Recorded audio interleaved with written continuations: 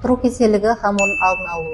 Құтыру кеселігі барлық сыққанлы хайуанлар һәм адамларда ұшырасатын өткір жұқпалы кеселік болып, оны нерв системасын жарақатлаушы вируслар қозғатады. Вируслар көп мұқтарда құтыру кеселігіне шалынған хайуанлардың сілекейі арқылы сыртқы орталыққа ажалып шығады.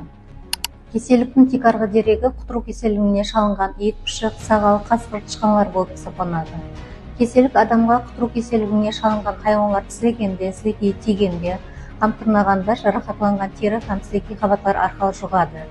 Ит сілеген уақыттан бастап кеселіктің белгілері пайда болғанға кейінгі дәуір кеселіктің жастық дәуірі деп аталып, бұл дәуірдің ұзын һәм қысқалығы жараның қажеті болуына һәм ауыр желінуіне байланысты. Сілеген жер бас миге қаншалық жақын болса, жастық дәуір соншалық қысқа һәм қауіпті болады. Тәсіп сілеген жері қышиды, тартылып ауырады, біткен жарақат һәм шаңды қайталап асқынуы мүмкін. Науқас түскінлікке түседі, адамдармен қатынаста болудан қашады, тынышсызданады, ұйқысы бұзылып, іштей болады, онда қорқу пайда болады, кейпияты өзгеріп тұрады. Кеселіктің қозғалу, яғни хау жалу дәуірінде науқастың дене ыстықасы көтеріледі, судан, ауадан, шақтылықтан, дауыстан қорқу белгілері пайда болады. Науқас дауысы болады, терлейді, аузынан сілекей ағады, дем алу бұзылады, бұлшық еттер тартылады, дем алу қиынласады. Науқастың көзіне жоқ нәрселер көрінеді. Ақырында науқас тынышталып, қозғалады һәм дем алу жетіспеушілігінен набыт болады.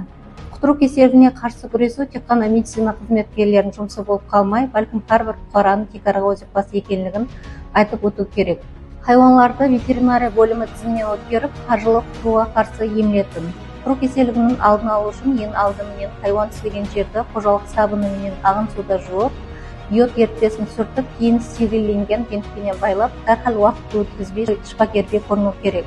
Егер науқас өз уақытында емленсе, құтыру кеселігінен сақтанып қалуы мүмкін. Егер де ит ямаса пышық тістесе, ветеринария бөліміне де хабарласын. Құрметті бұқаралар, ақыбетті өлімге алып келетін бұндай қауіпті кеселікке қарсы біргелікте күресейік.